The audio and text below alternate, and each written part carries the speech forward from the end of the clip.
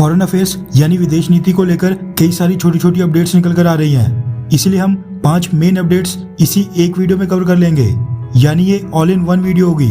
सबसे पहली अपडेट भारत और सऊदी अरेबिया को लेकर आ रही है, जिसके मुताबिक सऊदी अरेबिया के फॉरेन मिनिस्टर प्रिंस फैसल बिन फरहान अल सऊद 3 दिन की बेहद लंबी विजिट पर भारत पहुंच गए हैं। रिपोर्ट्स के मुताबिक दोनों देशों के बीच कई सारे बायलैटरल इश्यूज पर चर्चा होगी, लेकिन इस विजिट का मेन एजेंडा अफगानिस्तान क्राइसिस और तालिबान होने वाले हैं। जिस तरह से तालिबान पर कतर, टर्की और पाकिस्तान का प्रभाव लगातार तेजी से बढ़ते जा रहा है, उसको लेकर सऊदी अरेबिया काफी चिंतित है।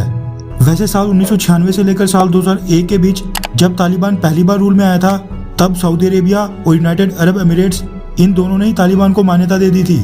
लेकिन इस बार इन दोनों देशों की तालिबान के साथ नजदीकियां बिल्कुल भी देखने को नहीं मिल रही हैं। दूसरी खबर आ रही है पाकिस्तान और न्यूजीलैंड के बीच जो क्रिकेट सीरीज रद्द हुई है उसको लेकर। पिछले 24 घंटों से जब से सीरीज रद्द हुई है, तब से पाकिस्तान में अटकलें लगाई जा रही थी कि जो न्यूजीलैंड को टेरर थ्रेट मिला है उसके पीछे या तो भारतीय सरकार का हाथ है या फिर भारतीय क्रिकेट बोर्ड BCCI का।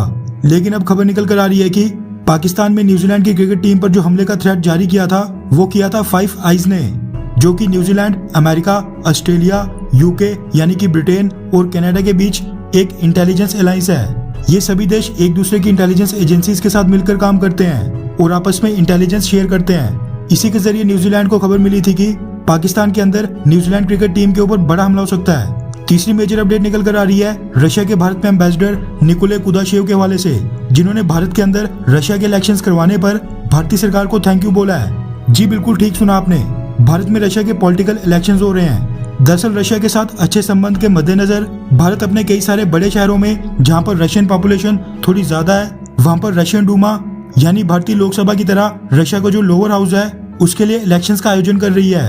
भारत की राजधानी न्यू दिल्ली में ऐसी एक पोलिंग स्टेशन पर वोट डालने के बाद रशियन एम्बेसडर ने भारतीय सरकार का आभार व्यक्त किया है और धन्यवाद कहा है। चौथी अपडेट आ रही है इजरायल को लेकर, जिसके मुताबिक जो इजरायल की जेल से पिछले हफ्ते 6 फलस्तीनी कैदी भाग गए थे, उनमें से 4 को तो इजरायल ने पिछले हफ्ते पकड़ लिया था। लेकिन अब खबर निकल कर आ रही है कि जो आखिरी के 2 कैदी बच गए थे वो भी इजरायल डिफेंस फोर्सेस के हत्थे चढ़ गए हैं। वैसे जिस दिन ये 6 कैदी भागे थे, इजरायल ने उसी दिन कह दिया था कि ये सभी कैदी अथॉरिटीज के सामने खुद ही सरेंडर कर दें, क्योंकि इजरायल डिफेंस फोर्सेस और मुसाद इनको आज नहीं तो कल जरूर पकड़ लेगी, इसलिए वो खुद ही सरेंडर कर दें। लेकिन ऐसा नहीं हुआ और मुसाद ने 15 दिनों के अंदर इन सभी कैदियों को दोबारा से पकड़ लिया है।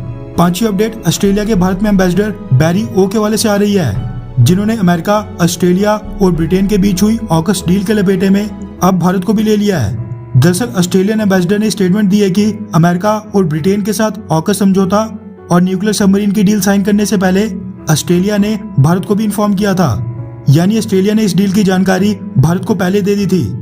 आगे ऑस्ट्रेलियन एम्बेसडर ने कहा कि जो इसी महीने 11 सितंबर को भारत और ऑस्ट्रेलिया के फॉरेन प्लस डिफेंस मिनिस्टर्स की 2+2 मीटिंग हुई थी, उस मीटिंग में इस पर कोई भी चर्चा नहीं हुई, लेकिन ऑस्ट्रेलिया ने इस डील की जानकारी उससे पहले ही भारत को दे दी थी।